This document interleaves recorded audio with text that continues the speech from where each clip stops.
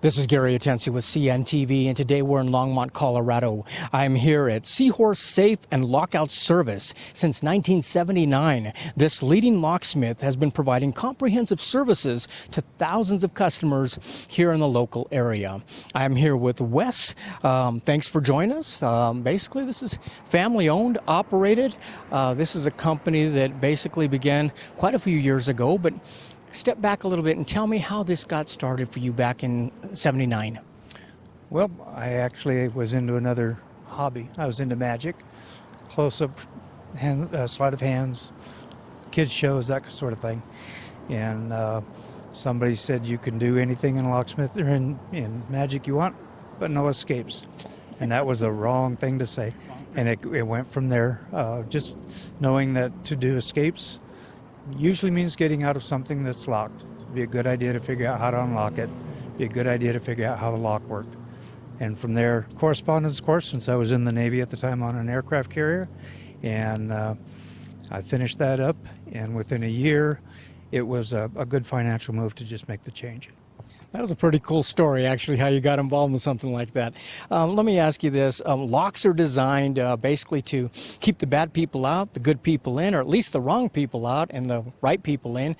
Many times it doesn't work that way, and sometimes the good people can't get in. We get locked out.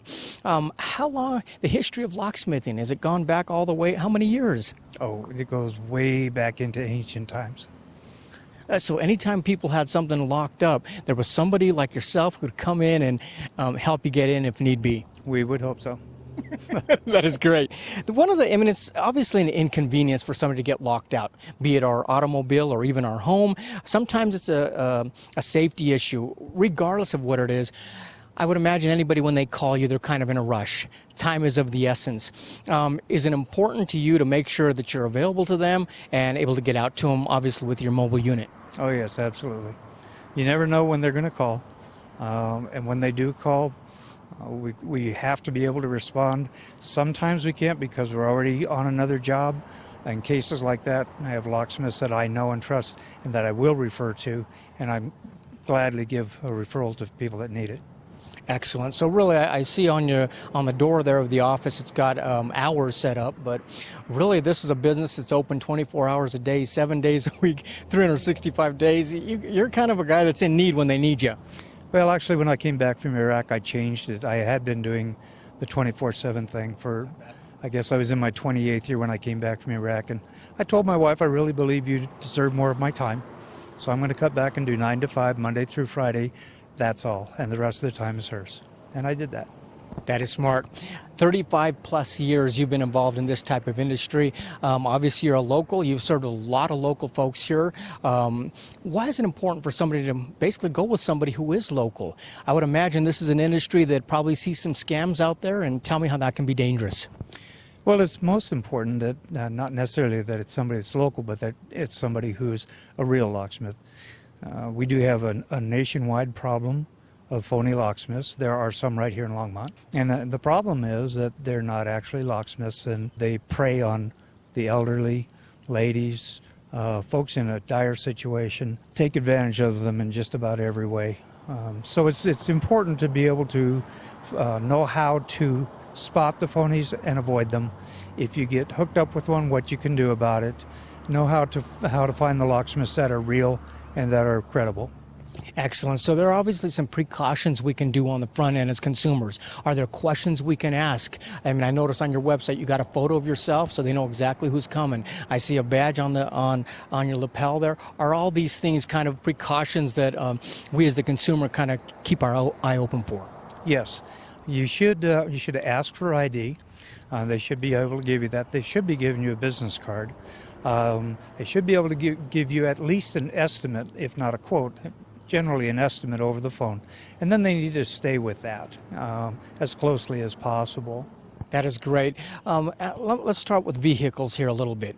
Is a locksmith like yourself able to get in all types of cars? I mean, I know we've got older cars, we've got newer cars now, fancy keys, no keys, you name it. Can a locksmith be called for almost any type? And is it okay to actually call a police officer? I've seen people call police officers to get them out of their car. Is that kind of a no-no? Well, that's a subject that's near and dear to my heart. The first part is, yes, a locksmith can get into just about anything, a real locksmith. As far as the police, they do it as a public service, and I know what their training is because I'm also a former police officer. So when the police come out, we're actually tying up the men and women of law enforcement for something that, if it's not life-threatening, it's not really what they're specifically trained to do. And with the side impact airbags that are indoors these days, they can be very, very dangerous to be opening if it's not what you're specifically trained to do. If it is a life-threatening situation, then police officers get guidance about taking out windows, opposite side, opposite end, and that kind of thing. And when it's life-threatening, whether it's a human or an animal, it's worth doing the damage if necessary. But if it's not life-threatening, then I recommend that they just call the locksmith. That's a good explanation. It boils down to priorities and resources that were taken up that can be used elsewhere.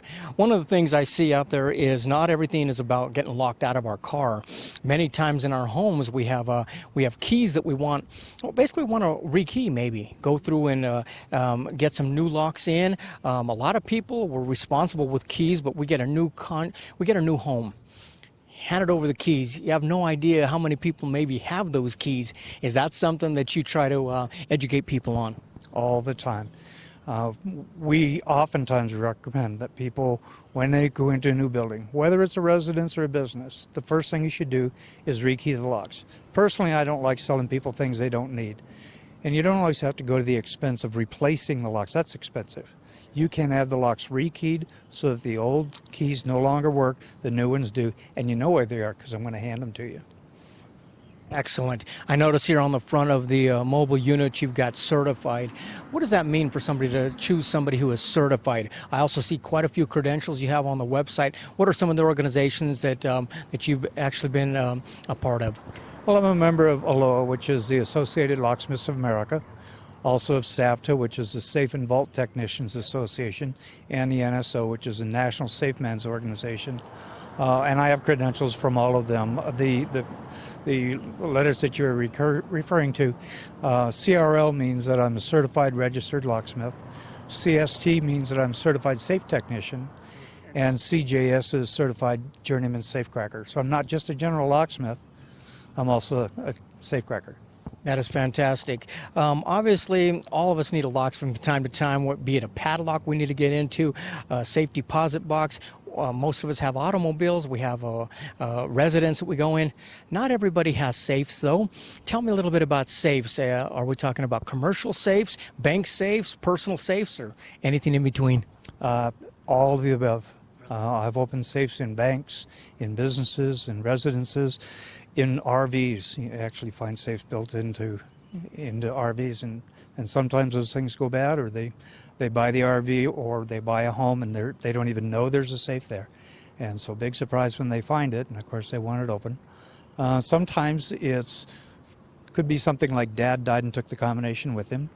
It could be that the safe was attacked by would-be safe burglars, and I get called into a crime scene like that to open it when they couldn't. There's a lot of different situations like that. So you're talking about somebody who has a safe and they need to get into it. You definitely could come in and do that. What about a business out there that maybe a change of employees, change of management, you need a combination change? I know growing up as a kid, my dad had a safe in his business, and to this day I still can remember, how to open it up. That's not a good thing for a past employee. Are you able to come in and recombination them? Oh yes, do that all the time. And we also recommend when an employee leaves under whatever conditions, business owners should have the locks changed. It protects the business. It also protects that former employee, because if there's a loss and there's no sign of forced entry, it was somebody with a key, but it wasn't him because the locks were changed as soon as he left. So it protects everybody. Safety precaution for both sides there. How often should somebody get their safe serviced? Is that something that takes place on a yearly basis? The industry standard says that all safes should be serviced once a year. Some need it more often, like if they're in the floor or in certain atmospheres like dirty, oily, dusty, chemical, explosive. Those atmospheres need to have their safe serviced more frequently. It's preventive maintenance to make sure that the safe continues to work. Excellent. Viewers, take a look at the bottom of the screen right there. What you're going to see is their website. On the website, you can see all the different type of services they offer there. You can also take a look at quite a few zip codes I see here on the brochure, a wide area that they actually service here. But this is somebody basically that if you get locked outside of your car and you need to get in, definitely a locksmith is a person to call. Like you say, sometimes you're tempted to call a police officer. Remember, basically you want to keep their resources for priority emergency situations that do arise. So the locksmith is just a phone call away. You've got a mobile unit right here that can get right out to you just as soon as possible. If they happen to be on another job or they're too busy, they'll definitely refer you out to somebody who can take care of you. This is a company you've been doing now for 37 plus years in this industry. Christian owned and operated. Really, you're in the business to keep people safe. Has this been rewarding work for you? Oh, in more ways than one. Oh, yes. When you go out on a situation and you can solve the urgency, it means a lot to people, and it just feels good to be able to help people out in that situation. Excellent. I know for myself, everyone's in a panic mode when you get locked out of something, so I'm sure they're very happy to see you when you show up. Viewers, last time, take a look at the bottom of the screen right there. You're going to see his contact information there. This is a company that's a local right here in Longmont, Colorado. You're not going to see an 800 number, basically local number here. And once again, you got to keep sharp out there, consumers, because you've got people who are taking an industry like this and using it in the wrong way, especially for the elderly out there. You want to give a call to somebody you can trust. Make sure they show up and that name there and the face matches the guy who's walked out with it as well. That is the Seahorse Safe and Lockout Service since 1979. This is Gary Atencio with CNTV. And if you don't know, now you know.